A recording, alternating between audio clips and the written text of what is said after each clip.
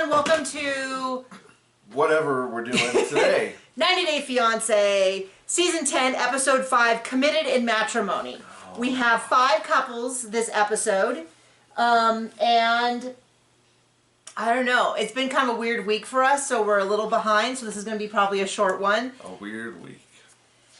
So should we just start right off the bat with Rob and Sophie? So I see a lot of people online. Let's go with these angels. Where people are like, oh, Rob's so terrible, Rob's so awful, I hate him so much. And I'm like, well, I'm not that crazy about Sophie either. Like, Until the end of the episode, and then, well, no, at the end of the episode, he is trash. But it's just a matter of, like, I'm totally fine with these couples not picking a side. Yeah. And being like, I don't like either one of them. And I'm very much, like, judged by each moment. So, like, the conversation at the beginning, if she doesn't want kids, which is what I think she is getting at. Which is what she said, and now she's just lying about it. Well, now she's backtracking that she doesn't want to carry kids. But then she'll say things like, but I need to be in a better place, but I'm not sure. But then, as you know, I can't have kids. And I'm like, if you don't want kids or you're not sure. But also maybe she wants a girlfriend. Yeah, I mean, if the issue is she's not sure if she wants kids with him, that's totally fair. I 100% support that not everybody needs to have kids. And if your partner really wants kids and you don't want to have kids, I wouldn't suggest getting together. Well, I would suggest, I was going to say figure it out, but what I mean is if it's a deal breaker, then maybe it's good to break the deal. Like maybe it's good as opposed to pressuring one partner into having kids or not having kids. Now, in our relationship, we've told this before, I thought of myself as older when we met, but I was 30, which now seems like such a baby. But I kind of had this sneaking suspicion that I might have problems with infertility. Both of my sisters did. And it was, for each of them, it was totally unrelated, but I just kind of knew, and I had a dear friend who had miscarriages, and so I just knew it was a risk. And so we discussed it, and it was one of those things where it was like, we thought we would like to try to have kids, but if we couldn't, it would not be the end of the world for either one of us, right? That's kind of where we were. And then John told me he actually wanted 8 kids. And I was like, well... But I actually wanted... What? No kids? 20-something. Kids? That was definitely not going to happen. But anyway, the point being that we kind of were like, okay, this is a situation, but we would be happy with just each other because no one is promised kids. So anyway, to me it very much felt like the truth was she doesn't want kids, or at least she doesn't want kids with him, and then she spent all this time backtracking. Now he was incredibly immature about how he handled this. I also feel... just wait, he gets much better. Yeah, and so then they're going through this whole thing, and I'm rolling my eyes at her, because then she's saying she doesn't want to get pregnant, she can adopt and do surrogacy, which is fine, that's not an issue, but I don't think that's what she was really meaning, because she was kind of all over the place in the discussion. And then her mom calls, and her mom's like, I know that I've been just horrible to him, but since you love him, and she's like, well, actually, I don't know that I love him. And then kind of slam cut to her in a hotel, and they're like, so why are you here? She's like, I just need to get away from him. And, turns out... Well, then the producers are like, for any particular reason? So do you want to lay out the bomb of what happened? Oh, no. Okay. So then she's like, I had this dream. I'm not convinced about the dream part. But I am convinced about her opening his phone and seeing all nasty videos from nasty girls to him. Well, we're not going to judge the women. They're not in a committed relationship with a partner. That we know of. They might be nasty people who are cheating. They also might not. They also fair enough. They also might be making content. I misspoke. But apparently he has been having all of these inappropriate conversations with women requesting videos. So he can critique them for his art class. He has some thoughts he'd like to share. No, and so she is like... He has some... yogurt he'd like to sling. John, stop that. That is too far for this channel. That's inappropriate. Yeah, I agree. He's very inappropriate. I mean, Rob. John is as well, but not in that same way. But yeah, so the whole point is that he has been online cheating or whatever, maybe not in person, although we don't know. We don't know that it's not been in person. I mean, just because he's doing it online as well doesn't mean that he couldn't also be doing it in person. And what's hilarious, not hilarious, What's hilarious? Is that we see in the preview where he's like, I'm not perfect. And I'm like, there's a lot of things that you could yell like I'm not perfect about, like maybe being 5 minutes late or oversleeping one day. But accidentally sexting a bunch of different women, yeah, I'm sorry. If that is your definition of being perfect, then I want my partner to be perfect. John is perfect in that sense, which is a word I will never say in any other context. No, but I mean, like, he's like, well, I'm not perfect. And you're like, yeah, like the time that we forgot to close the gate and the cows got on the road. Everything was fine. We fixed it. That's an example of not being perfect. Forgetting to fill up the car because you're running late. That's an example of not being perfect, which I've never done. Don't look at me like that. But yeah, his whole like... One of the two of us has ran out of gas at some point, right? Because it wasn't me. I mean, I haven't done it since I was probably 20. I'm just saying I'm perfect in that regard. I thought you were supposed to wait until the gas gets all the way down and then you fill it up. It was not until I met John that it technically, legally, it should never get farther than a quarter down and then you fill it right up. In fact, you should fill it up every time you leave the house, just in case. I mean, why not? Just in case you guys don't know this. That is how you're supposed to do it. I thought, you go down until it hits the red and then you fill it all the way back up. Nice, efficient use of your time. Which is funny because this is another way that John is like my father, and I did not know this until much later, which is I think my father stopped every day at the gas station on the way to his work and would top it off. That was back when they had full service. They still had full service, and so he'd pull up, they'd fill it up, he'd get out, he'd clean the window, and he'd go off to work. And so, no, it wasn't the preview, it was video that she had shot of him in the car when he was dropping her off at the hotel, I think. Okay. I don't know. I was taking notes, so I didn't actually see much of it. But yeah, he's like, I'm sorry, I'm not perfect. And it's like, that's like... Bro, you're in your 30s. Grow up. Yeah, like if you can't stop talking to other women while you're engaged, then you shouldn't be engaged. And his whole thing on also, it makes me question what he said last week, where he's like, well, if we're not going to have kids, then I'm just going to be a player the rest of my life. And it's like... You mean as opposed to now? Yeah. Well, that's my whole thing is like he's definitely in no place to be discussing how he has to have kids when he can't even keep a singular girlfriend. He has to have multiples and backups. And I don't even know, like I doubt he has multiple girlfriends. I bet you he just has, I wouldn't be surprised if that was just content that he was paying for. Ugh. So, hey, nothing wrong with that, just not how we roll. I'm just saying, I'm not here to yeah, okay. trash on sex workers. I'm just saying. Right. We're exclusively. But if you're trying to be in a committed relationship, probably not where you should be. This part. Definitely not where you should be. I gotta kind of help John because he tried to make a joke yesterday and managed to offend everyone from Alabama. He was not saying that everyone from Alabama was stupid. He was trying to describe a stupid person. People everywhere. In Alabama. Not exclusively in Alabama. Right. And I'm still getting angry comments, and it hurts my feelings. Okay, I'm only saying that here because I know there's only 10 of you. Yeah, right. And I value your opinion. And we love people from Alabama. Someone was saying, well, you should say Arkansas. We loved Arkansas. We were a little bummed to find that the KKK was founded there. It was founded there. Yeah. Founded there. And exactly, exactly where we were. And is still pretty active. That was a bummer. But the land itself... And most gorgeous. All the people we met. I want to say though, everywhere I've gone, I've thought, like there's not a place I've gone in the U.S. or internationally that I haven't thought the land itself was gorgeous. Whether it's like barren, I think barren deserts, gorgeous. I think there's so much sky, they're amazing. We live someplace that has a desert. I think it's lush forest. Not a fan of ticks though. If you have ticks, I'm going to have to take some points off. Yes. But I'm just saying, I've traveled internationally. I remember when I was... Arkansas had the ticks. I remember Poland reminded me so much of areas I'd been in. Oh, Arkansas had ticks? Oh, man. Well, the worst ticks we ever saw, Santa Barbara. We were in Santa Barbara and we walked our dogs. There weren't rocks that look like they're moving in Santa Barbara. And when we came back, no, but what we had was, we kept finding ticks on them all night. In the bed. And on us. And we'd get up and we'd brush them all down and we'd shower and all that and then there'd be more ticks. And it was the most...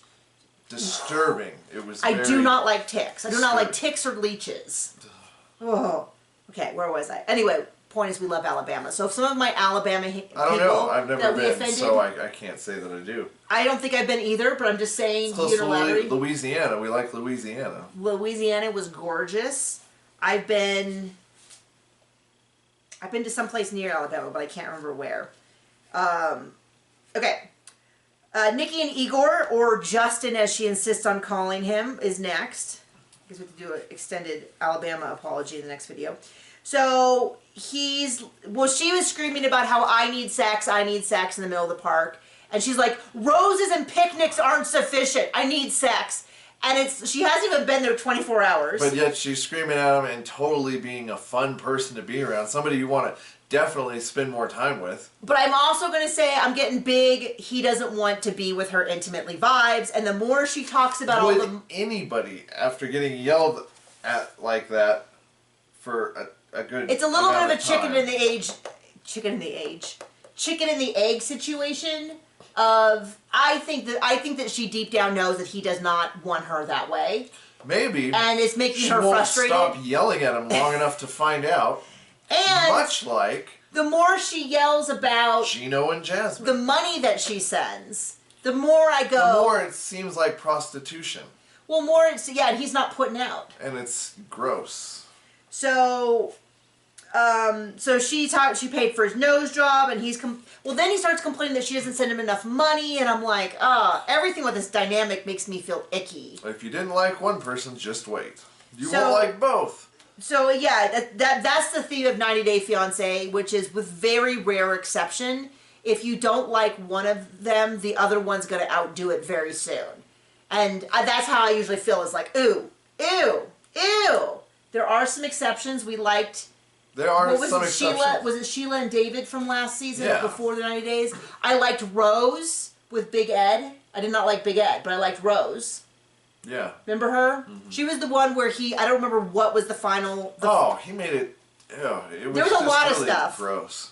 But then she was like, I'm done. And she packed up her stuff and left. And it was so satisfying. Yeah, good for her. As opposed to most of these couples who you know are going to continue to get back together. And so you just feel like there's no tension. There's no real, like, oh my gosh, they might actually break up. You're like, that's how I feel about Gino and Jasmine. Is like, okay, they're going to break up. They're going to get back together. And then I'm going to listen to her scream. So she's not getting enough money. Or sex. She's not giving him enough money. She's not getting enough sex from him. And then he's like, I'm just too nice for you. I think he's learned if he just keeps talking, she'll eventually run out of energy and then forgive him and they'll move on. And it just seems, Seems like a very unhealthy dynamic. I was going to say, it's not what I want in a relationship. That sounds exhausting, but I guess that's how they're fueled. But I guess the sex count is still at a big old 0 goose egg. She calls her mom. Her mom's like, he loves you so much. Her mom looks the same age as her. Whatever she has done surgery-wise I feel like she looks like a really old woman who's had a lot of surgery to look younger. But I think if she's actually the age she is, she's not actually that old. She just has that look. Do you know what I mean? Like, she looks like those new clothing that are made to look vintage. And so they're like the leather's worn the brasses. Or I guess it's not super new, but the trend in the guitar industry where it's really expensive, so make it look old. Yeah, John's gotten really into guitars again. He was really into guitars, and then he sort of, was it when our son was born? You sort of just didn't have as much time, and then kind of fell out of... It was other things, but yeah. Okay, so some other stuff as well. But recently, I've been encouraging him to get back into guitars, and he's gotten really into guitars recently. So I need him to actually be a little bit less into guitars. Like, we need to find a happy middle ground between no guitars and all guitars. As he just brought in 2 new guitar racks to hold his guitar cases in his guitar room, which is now kind of starting to look like Guinea Pig Mom Order House. Stop. Don't even. Okay, so then Mom says he loves you so much, blah, blah, blah. He's going to take her to a nice restaurant, which we see next week, when she announces to all of his friends the first time meeting them that she was a prostitute. And it does feel a little bit like... Super normal conversations for meeting people for the first time. Right, like maybe we pump the brakes on some of this. Like maybe you start off with showing them that trans women are women and just normal people and all of that. And not immediately launch into the darkest trans, secrets. Not trans. She is not normal. Right, so like... But I guess that's the point. I guess she is showing them the real authentic her by being absolutely unhinged. Bat. And not reading the room. Nuts. Okay. Clayton and Anali. We don't see much of them, but somehow we've seen too much. Right, so that's the guy with the 2 guinea pigs, the 2 chihuahuas. Oh, no, this is not who I thought it was. Well, what you said applies to every couple. Okay. So 2 guinea pigs, 2 chihuahuas, and his mom lives in the closet. Mom. And apparently the way it went was he got an apartment 3 years ago and she walked in and looked in the closet and went, I'm going to live here. Also, she's a hoarder who doesn't throw away expired food and stuff. And the house at first glance when they said she was a hoarder, I was like, I think they're being a little dramatic. Also, she overfeeds his animals. Based on the stuff in the living room, does not meet the clinical definition of a hoarder. But then they took stuff to a storage unit that was just full to they took expired full to the brim food of crap. And then put it in and I was like, oh, okay, I get it. I get it now. She's saving up money, but it seems that she spends it all on expired food. She's been in the closet for 3 years. There's a boundary situation, and he needs some healthy ones. So, a couple years ago, he's an IT. Well, John was like, this is really weird, and they said he was an IT professional. I was like, well... The IT professionals I knew were more normal. Most of them... Let me tell you...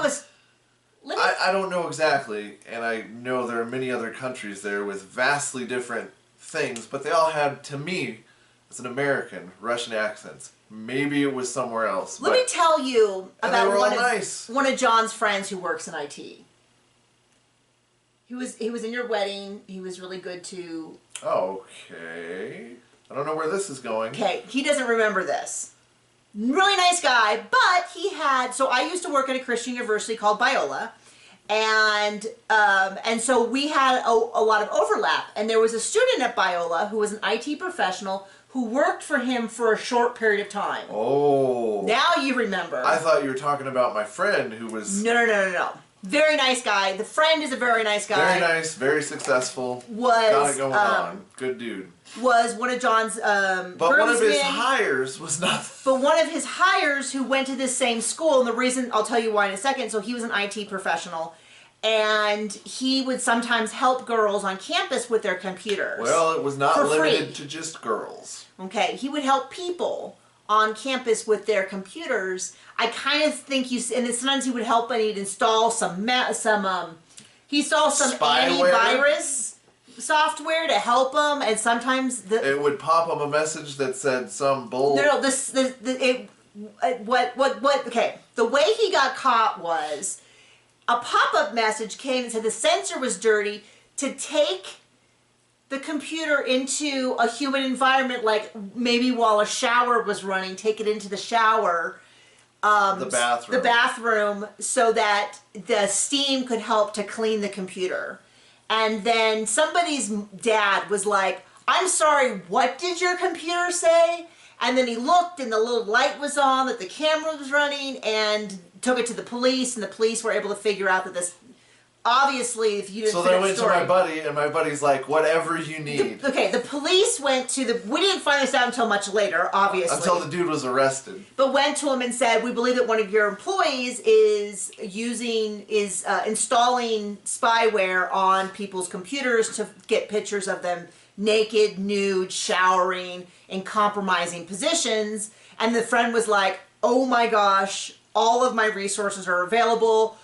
I do not want, I will, I don't know how he handled it, but yeah, they got him, and I think he got not enough, but 40 counts of felonies or something like that. It was tens of thousands of images and videos. It was terrible. So anyway, that is what, when you say IT professional, Okay, before I have all the IT professionals. You thought Alabama was bad. No, I'm gonna say we know a lot of them. I went to school for computer science. John has a good friend. We know a lot of them, but it doesn't mean that there aren't that we haven't also met some really unhinged ones. So okay, back to this guy. I'm sorry. Really didn't know where that was going. I knew you didn't as soon as you said it, and I knew you'd remember. Yeah. Because I had just left teaching there when this happened, and I knew people who knew him. I mean, because a lot of my students, it was a small enough university to where I figured out that by the time students graduated, like 1 in 4 students had taken my class, and so I think he might have taken my class. If not, his roommate had, or some. I remember this vague sense of like a lot of people I knew him. And a lot of my students were obviously freaked out about it. Anyway, so this guy the mom is clearly a hoarder. He's worried about the mom and the girlfriend, the mom fiance. Who he should have kicked out 3 years ago. Mom does not look. Mom is unhinged. She needs help. She does. She does not seem well. And not like in a fun way, but in a like, oh, should I be watching this hoarder kind of way? Should I be having too much fun with this? His best friend, he's known for 13 years. They've never met online. He's like, I don't know why we haven't met. I mean, it makes sense. I have some dear friends that I've talked to every day for 8 years that are writers. 2 of them live in Canada, 1 of them lives in Atlanta, and 1 of them lives in Switzerland. And I've met the lady from Atlanta only because we happened to be at the same event once. But I don't, it's like we talk every day. So, I'd love to meet them. Don't get me wrong. I'm not turning it down. It just doesn't seem as weird to me as I think some people think it might be. It's I mean, there's a lot that's not weird compared to Closet Mom. Once we get past Closet Mom, the rest of it is very easy to swallow, so to speak. So, but then we get, and the preview is the big thing is that not the preview, this was during the episode, is that her dad doesn't know that she's dating and going to be moving to the U.S. to get married. And he calls like 20 times a day. So now you're like, oh, I get... 20 times a day was said. I know. Seems unhealthy. So you kind of go, oh, I get how 20 times a day dad and Closet Mom ended up then meeting because they met on a language app where you learn languages. I have no clue. If you know what language app that is, but it doesn't surprise me though because I have a Yelp and we review a lot of restaurants, and I've had guys like randomly message me on Yelp and be like, hey baby, what's up? And I'm like, you've got to be desperate to be hitting people up on Yelp. I'm positive it would be a scam.